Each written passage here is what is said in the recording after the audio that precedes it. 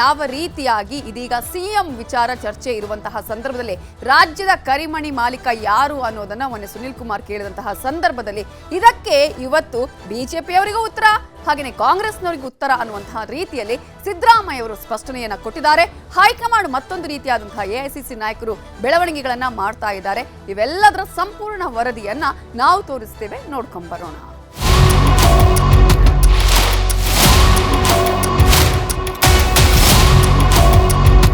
ಇವ್ರು ಹೋಗ್ತಾರೆ, ನೆಕ್ಸ್ಟ್ ಸರ್ಕಾರ ಬರ್ತದೆ. ಈ ಆಶಯ ಹೋಗಲ್ಲ, ನಾವು ಮತ್ತೆ ಗೆದ್ದು ಬರ್ತೀವಿ.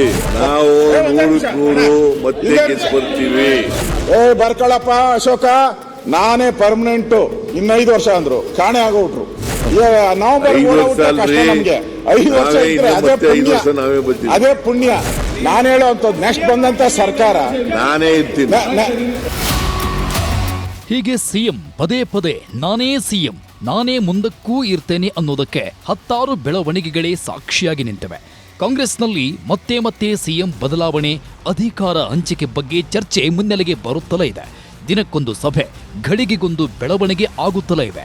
ಅಧಿಕಾರ ಹಂಚಿಕೆ, ಸಂಪುಟ ಪುನಾರಚನೆ, ಕೆಪಿಸಿಸಿ ಅಧ್ಯಕ್ಷರ ಬದಲಾವಣೆ ವಿಚಾರವಾಗಿ ಪದೇ ಪದೇ ದೂರುಗಳು ಹೈಕಮಾಂಡ್ಗೆ ಹೋಗುತ್ತಲೇ ಇವೆ.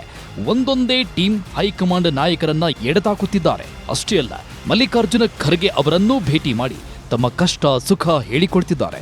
ಈಗ ಅಧಿವೇಶನ ನಡೆಯುತ್ತಿರುವಾಗಲೇ ಸಚಿವರುಗಳ ಪರಾಮರ್ಶೆ ಮಾಡುತ್ತಿದೆ ಹೈಕಮಾಂಡ್. ರಾಜ್ಯದ ಕೆಲವು ಸಚಿವರಿಗೆ ಹೈಕಮಾಂಡ್ ಬುಲಾವ್ ನೀಡಿದೆ. ಒಬ್ಬೊಬ್ಬರನ್ನೇ ಕರೆಸಿಕೊಂಡು ಸಚಿವರುಗಳ ಅಭಿಪ್ರಾಯ ಸಂಗ್ರಹ ಮಾಡುತ್ತಿದೆ. ರಾಜ್ಯದ ಸಚಿವರೊಂದಿಗೆ ಸರಣಿ ಮೀಟಿಂಗ್ ಮಾಡುತ್ತಿದ್ದಾರೆ ಎಐಸಿಸಿ ನಾಯಕರು. ಒಬ್ಬೊಬ್ಬರೇ ಸಚಿವರನ್ನ ಕರೆದು ಮಾತುಕತೆ ನಡೆಸುತ್ತಿದ್ದಾರೆ. ನಿನ್ನೆ ದಿನೇಶ್ ಗುಂಡೂರಾವ್, ಕೃಷ್ಣ ಭೈರೇಗೌಡ ಜೊತೆ ಪ್ರತ್ಯೇಕವಾಗಿ ಮೀಟಿಂಗ್ ಮಾಡಿದ್ರು ಕೆಸಿ ವೇಣುಗೋಪಾಲ್. ಇಂದು ಎಸ್ಎಸ್ ಮಲ್ಲಿಕಾರ್ಜುನ್, ಎಂಬಿ ಪಾಟೀಲ್ ಜೊತೆ ಮೀಟಿಂಗ್ ಮಾಡಿದ್ದಾರೆ. ಸಿಎಂ ಕುರ್ಚಿ ಬದಲಾವಣೆ ಚರ್ಚೆ ನಡುವೆ ಕುತೂಹಲ ಮೂಡಿಸಿದೆ ಹೈಕಮಾಂಡ್ ನಡೆ. ಬದಲಾವಣೆ ಬಗ್ಗೆ ಪದೇ ಪದೇ ದೂರು ಬರುತ್ತಿರೋ ಹಿನ್ನೆಲೆಯಲ್ಲಿ ಸಚಿವರಿಂದ ಅಭಿಪ್ರಾಯ ಸಂಗ್ರಹ ಮಾಡುತ್ತಿದ್ದಾರಾ ಹೈಕಮಾಂಡ್ ನಾಯಕರು ಎಂಬ ಪ್ರಶ್ನೆ ಎದ್ದಿದೆ. ಇತ್ತೀಚೆಗೆ ಸಿಎಂ, ಡಿಸಿಎಂ ಇಬ್ಬರೂ ರಾಜ್ಯ ಕಾಂಗ್ರೆಸ್ ಉಸ್ತುವಾರಿ ರಣದೀಪ್ ಸಿಂಗ್ ಸುರ್ಜೇವಾಲಾರಿಗೆ ಸಚಿವರ ರಿಪೋರ್ಟ್ ಕಾರ್ಡ್ ಕೊಟ್ಟಿದ್ರು. ರಿಪೋರ್ಟ್ ಕಾರ್ಡ್ ಪರಿಶೀಲಿಸಿದ ಹೈಕಮಾಂಡ್ ಅಸಮರ್ಥ ಸಚಿವರಿಗೆ ಸಂಪುಟದಿಂದ ಕೋಕ್ ಕೊಡಲು ಚಿಂತನೆ ನಡೆಸಿದೆಯಂತೆ. ಹೀಗಾಗಿಯೇ ಕೆಸಿ ವೇಣುಗೋಪಾಲ್ ಒಬ್ಬೊಬ್ಬ ಸಚಿವರನ್ನೇ ಕರೆದು ಇಲಾಖೆ ನಿರ್ವಹಣೆಯಲ್ಲಿ ಸಾಧಿಸಿರುವ ಪ್ರಗತಿ, ಜನಾಭಿಪ್ರಾಯ, ಕಾರ್ಯಕರ್ತರ ಅಭಿಪ್ರಾಯ ನೋಡಿ ನಿಮ್ಮ ಜವಾಬ್ದಾರಿ ಮುಂದುವರಿಯುತ್ತೆ ಎಂಬ ಸಂದೇಶ ರವಾನೆ ಮಾಡಿದ್ದಾರೆ. ರಾಜಕಾರಣದಲ್ಲೀಗ ಡಿನ್ನರ್ ಪಾಲಿಟಿಕ್ಸ್. ರಾಜ್ಯ ರಾಜಕಾರಣದಲ್ಲೀಗ ಡಿನ್ನರ್ ಮೀಟಿಂಗ್ ಪಾಲಿಟಿಕ್ಸ್ ಶುರುವಾಗಿದೆ. ಮೊದಲ ಬಾರಿ ಗೆದ್ದ ಶಾಸಕರಿಂದ ನಿನ್ನೆ ಡಿನ್ನರ್ ಮೀಟಿಂಗ್ ನಡೆದಿದೆ. ಜೆಡಿಎಸ್ ಶಾಸಕ ಶರಣಗೌಡ ಕಂದಕೂರ್ ನಿನ್ನೆಯ ಡಿನ್ನರ್ ಆಯೋಜಿತರು.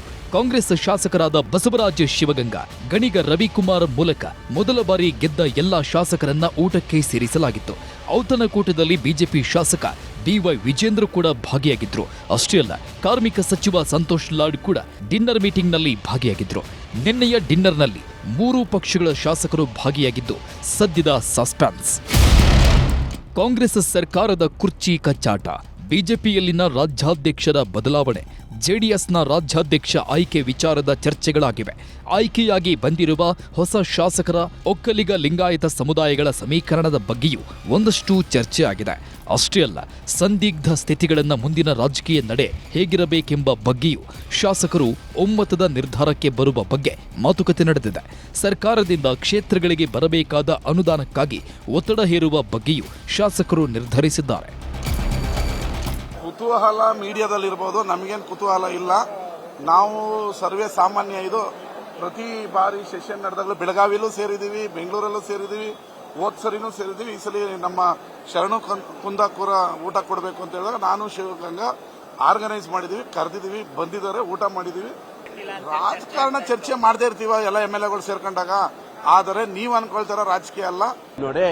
ಒಂದೇ ಪಕ್ಷದ ಕಾಂಗ್ರೆಸ್ ಪಕ್ಷದ ಒಬ್ಬರೇ ನಾವೇ ಮಾತ್ರ ಅವತ್ತು ಔತಣಕೂಟ ಮಾಡಿ ಪಾರ್ಟಿ ಮಾಡಿದ್ರೆ ಇದು ನೀವು ಹೇಳ್ಬೋದು ಏನೋ ನಡೀತದೆ, ಇಲ್ಲೇನೋ ಗೊಂದಲ ಇದೆ, ಏನೋ ಚರ್ಚೆ ನಡೀತದೆ ಅಂತ ನೀವು ಹೇಳ್ಬೋದು. ಬಿಟ್ರೆ ಎಲ್ಲಾ ಪಕ್ಷದವರು ಸೇರ್ಕೊಂಡಾಗ ಎಂತ ಚರ್ಚೆ ಇರುತ್ತೆ?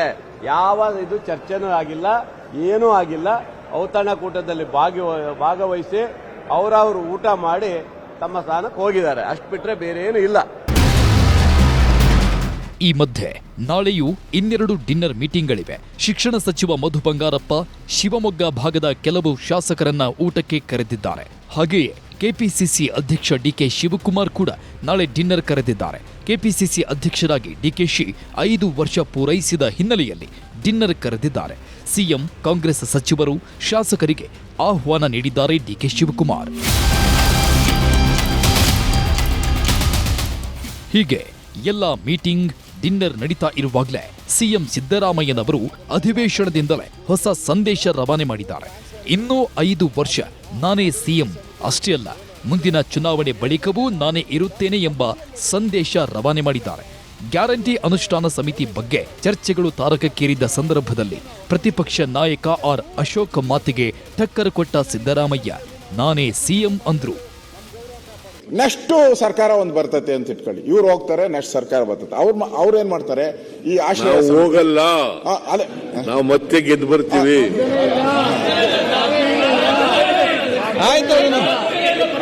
ನೀವು ಗೆಲ್ಲಕ್ಕಾಗಲ್ಲ, ಮೊದಲು ನೀವು ಗೆಲ್ಲೋದು ನೋಡ್ಕೊಂಡ್ರಪ್ಪ.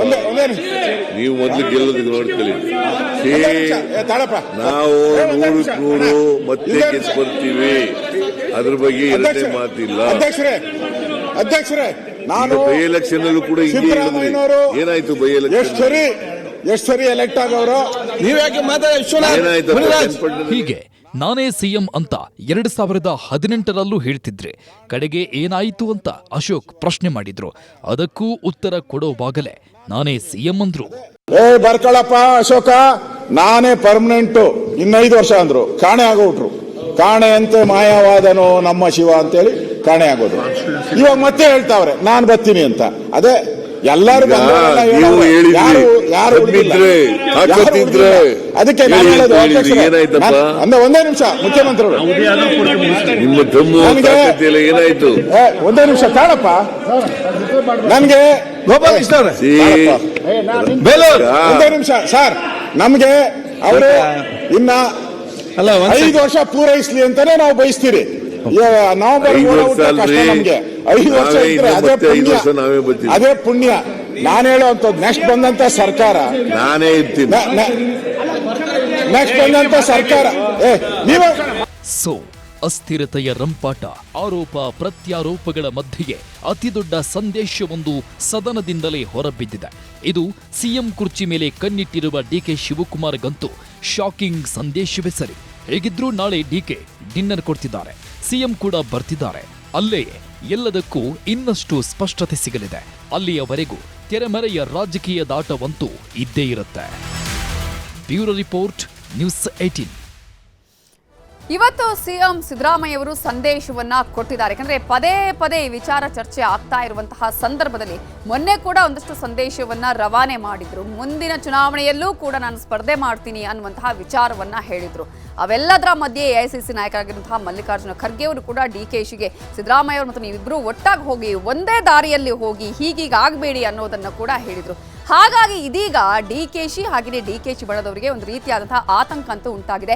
ಏನು ಆಗತ್ತೆ, ಯಾವ ರೀತಿಯಾಗಿ ಈ ವಿಚಾರದಲ್ಲಿ ಹೈಕಮಾಂಡ್ ಒಂದು ಸ್ಪಷ್ಟವಾದ ನಿರ್ಧಾರವನ್ನ ತೆಗೆದುಕೊಳ್ಳುತ್ತೆ ಅನ್ನೋದು ಇಡೀ ರಾಜ್ಯದ ಜನತೆಗೂ ಕೂಡ ಅಷ್ಟೇ ಕುತೂಹಲ ಆಗಿದೆ.